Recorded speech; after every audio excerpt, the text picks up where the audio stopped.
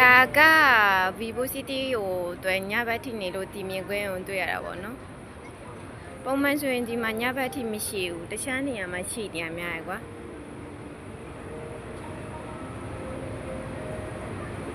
အကျဲချစ်လိုက်ရင်မလှတော့ကွာဝါဝိုင်းတွဲစားချင်တာတခုရှိတယ်လစာထုတ်ပြီးရင်စားမယ်ဟာပါလဲဆိုတော့ crab နဲ့ brown နဲ့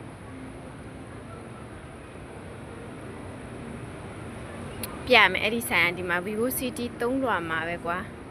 3လွှာအခန်းနံပါတ်10ဒီမှာလာစားထုံးမလာစားရောမယ်ဒီထဲမှာလူတွေအများကြီးပဲ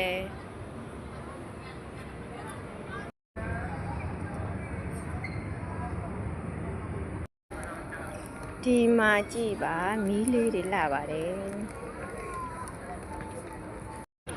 တွေ့တယောက်တည်းဆိုတော့တပ်ပုံရိုက်ပေးမှတော့မရှိဘူးကွာ